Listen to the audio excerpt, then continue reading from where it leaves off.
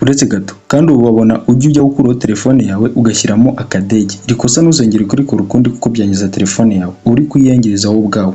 Reka nkwereke kode uzajya ukoresha mu gihe uri muri office cyangwa se uri busy mu yindi mirimo udakeneye abantu bagutesha umutwe. Uzajya ukoresha iyi kode. Uzajya ubigenza gute rero? Uzajya uza hano bahamagarira, hano dusanzwe duhamagarira muri contact, nurangiza ushyiremo agakode *21*078 urwego. Gutya mbyanditse, icyo urakora ni kirero, urahita wemeza kuri simukadi ushaka gukuraho.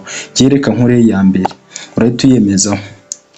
Akenshi nyine ukunda kubikora kuri simukadi abantu bagukeneyeho cyane, cyangwa se kugira ngo uko babone ku buntu bahita bakwandikira call forwarding registration was successful. Ni message bahita baguha iyo byamaze kuba byaba successful. Ubi bigo ni kirero, uraza hano rero, uri kuri hano hejuru hano iburyo muri telefone yanjye, hano nashyize akaganza, hari kano kamenyetso. Aka kamenyetso rero niko kagaragaza ko ya kode irimo, ndetse n'aya magambo bakwandikira ukimara kwandikamo iyi kode.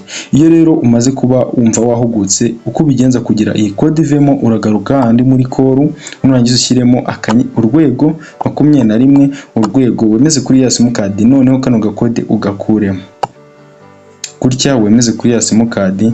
Ngira ngo uri ko wabibona na hano hejuru ka kamenyetso naberetse kabasha kuba kavamo. Kugira ngo wabibonye rero n'aka message bahita baguha call forwarding service has been disabled. Niko ka message bahita bakwandikira kuko ya kode yawe iba yamaze kuba yavamo.